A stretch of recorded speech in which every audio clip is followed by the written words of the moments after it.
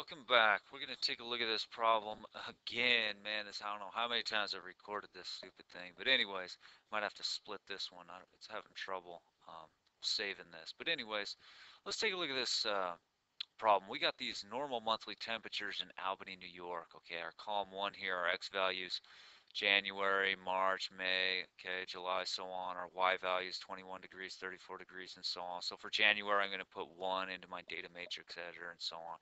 We're going to enter these in to our data matrix editor, okay, so that we can, part A, use a trig function.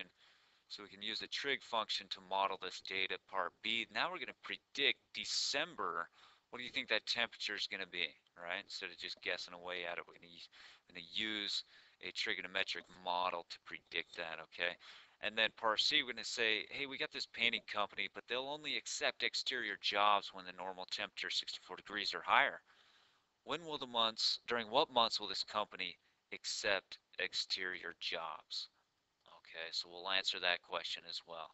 Let me get out of this here and go to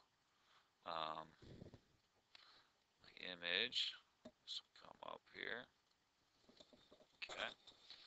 So if you pull your screen up, go ahead and hit your apps key. Go to your data matrix editor and open current. Okay, and if you notice under column 1, I put January, March, May, July, and so on.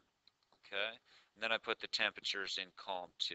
Okay, the first thing we want to do is we want to set up the plots. Okay, so plot setup. So in other words, I'm gonna plot all these coordinates.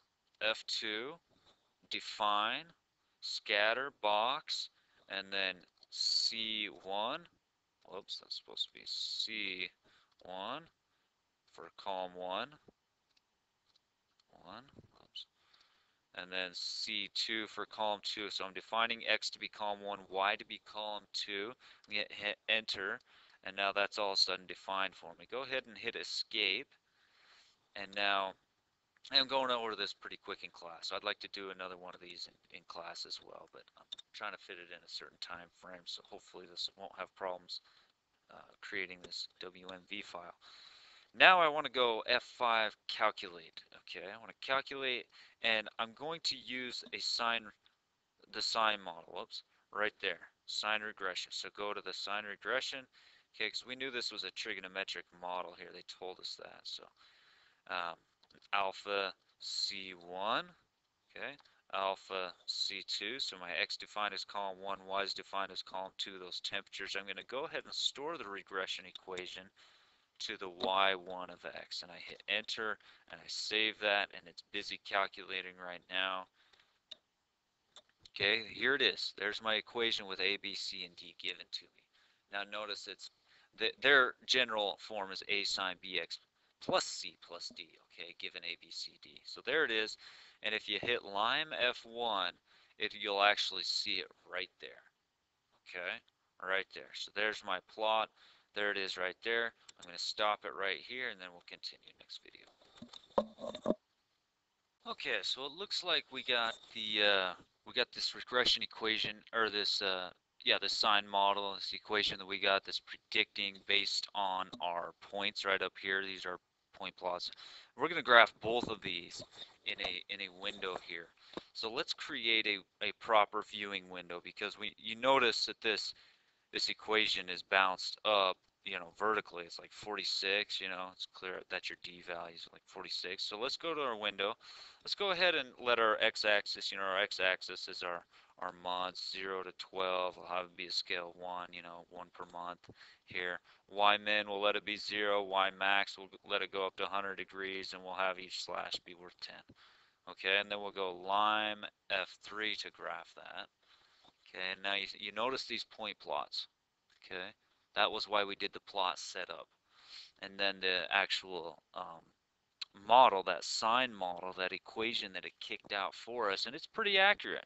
See how it pretty much goes through most of those. So like if you hit trace and you see it places you on your point plot, your points here, your scatter plot. Jeez.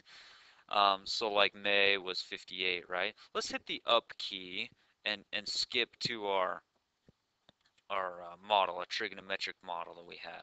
So let's hit 5 now. Our May is, you see how it's pretty darn close, 58, right?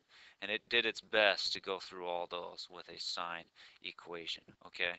So we wanted to use this, now that I'm on this model that I have to predict, we can predict what December's normal average temperature in Albany, New York would be, and it'd be about 28.6 degrees, okay, more or less. And again, an approximation here, best approximation of this that we can do here, okay. Now that part C said this painting company only accepts jobs when it's like 64 degrees or above, right? 64 degrees or above. So if I look back here in April, you know, I'm like 46.165 degrees. So I'm like, that's too cold, too cold, too cold, too cold. I'm looking at my Y value here. Aha, looks like halfway through May or so, it's 60, finally hits that magical 64 degree point, right? And if I keep going, I'm good through June, 68 degrees and so on. Looks like I'm good through July, 70 degrees, nice. Now I'm starting to drop again in August as we're decreasing on this function. So in August, 68 degrees, about halfway through, 66 degrees, uh-oh, and then I keep going here. So about, you know, 8/10 of the way through August, I hit that 64 degrees, and then I'm going to get below it, okay? And in fact, if you wanted to, you could put y equals 64 on your graph here, and you say, oh yeah, okay, so it's about halfway through May, up through July, and about halfway through August, right? That we accept these jobs, so that are 64 degrees or better, right? Luckily, I have a job where my job is room temperature all day. Gotta love it. Anyways, see you guys in class soon enough. Talk to you later.